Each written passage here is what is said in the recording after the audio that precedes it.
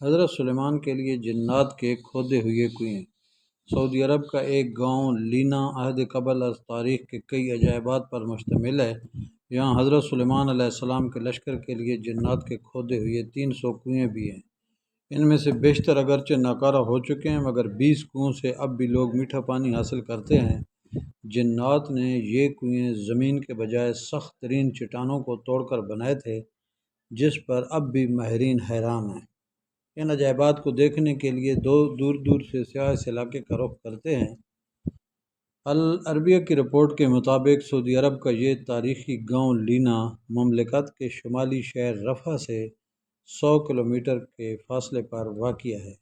یہ قدیم علاقہ اسٹریٹجک اہمیت کے ساتھ متعدد آثار قدیمہ کی وجہ سے ملک بھر میں شہرت رکھتا ہے۔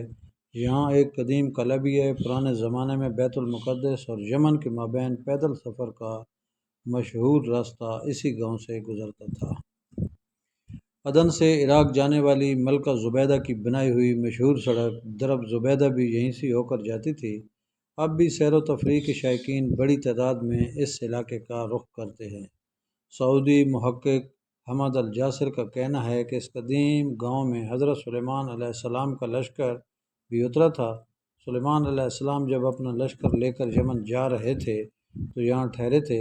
اس بے آب و گیا علاقے میں لشکر کو پانی کی ضرورت آئی تو حضرت سلیمان علیہ السلام نے جنات کو حکم دیا کہ وہ ہنگامی طور پر کنویں کھودیں، تو جنات نے چٹانوں پر مشتمل اس سخت ترین زمین میں 300 کنویں کھود دیے تھے۔ یہ انتہائی گہرے کنویں اب بھی اصلی حالت پر موجود ہیں، جنہیں زمین پر اب بھی اپنا وجود رکھنے والا معجزہ قرار دیا جاتا ہے۔ جنات نے چٹانوں کو کاٹنے کے لیے ڈرل مشین کی طرح کوئی آلہ استعمال کیا تھا، جس کے نشانات اب بھی کنووں کے چاروں طرف واضح طور پر دیکھے جا سکتے ہیں۔ ماہرین اس پر تحقیق کر رہے ہیں کہ جنات نے آخر کس طرح ان سخت ترین چٹانوں کو 60 سے 80 میٹر گہرائی تک کاٹا تھا اور انہوں نے کون سے آلات کی مدد حاصل کی تھی۔ اگرچہ ان 300 میں سے اس وقت صرف 20 کنویں کارآمد رہ گئے ہیں، تاہم سارے کنووں کے نشانات اب بھی یہاں موجود ہیں۔ ان کنووں کو دیکھنے والا ہر شخص حیرت زدہ ہو کر رہ جاتا ہے۔ تاریخی روایت کے مطابق جب حضرت سلیمان علیہ السلام اپنے لاؤ لشکر سمیت یمن جا رہے تھے تو وہ یہاں دوپہر کے کھانے کے لیے اترے تھے۔ لشکر میں جنات کی فوج بھی شامل تھی۔ جب لوگ پیاسے ہوئے تو حضرت سلیمان علیہ السلام نے جنات کی فوج کے کمانڈر سبتر کی طرف دیکھا تو وہ ہنس رہا تھا۔ حضرت سلیمان علیہ السلام نے اسے ہنسنے کی وجہ پوچھی تو اس نے کہا کہ آپ لوگ پیاس سے تڑپ رہے ہیں، مگر میٹھا پانی آپ کے قدموں کے نیچے ہی ہے۔ حضرت سلیمان علیہ السلام نے سبتر کو پانی نکالنے کا حکم دیا تو تھوڑی دیر میں ہی اس نے اپنی فوج کی مدد سے 300 کنویں کھود دیے اور سیدنا سلیمان علیہ السلام کا پورا لشکر سیراب ہو گیا۔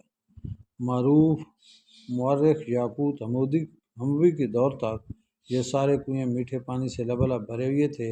یاقوت حموی نے اپنی مشہور کتاب معجم البلدان میں لکھا ہے کہ لینا عراق کے شہر واسط سے مکہ مکرمہ جاتی ہوئی یہ 7ویں منزل پر آتا ہے۔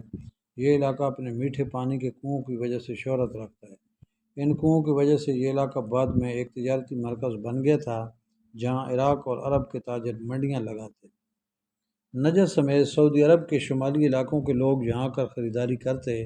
تاجر اپنا سامان تجارت کو یہیں اگلے سیزن تک محفوظ کے لیے پہاڑوں پر بنے بڑے بڑے گوداموں میں رکھتے، جنہیں سیابید کہا جاتا ہے۔ یہ گودام اب بھی وہاں موجود ہیں۔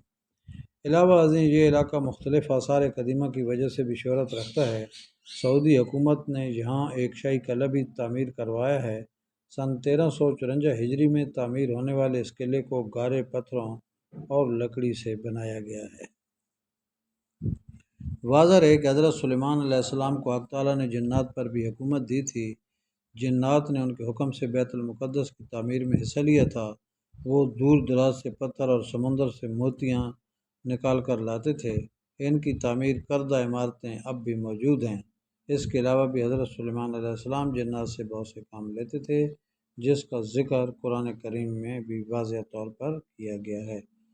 دوستو، اگر میری آپ کو یہ ویڈیو پسند آئی ہو تو لائک کریں اور میرے چینل کو سبسکرائب کریں۔ بہت شکریہ۔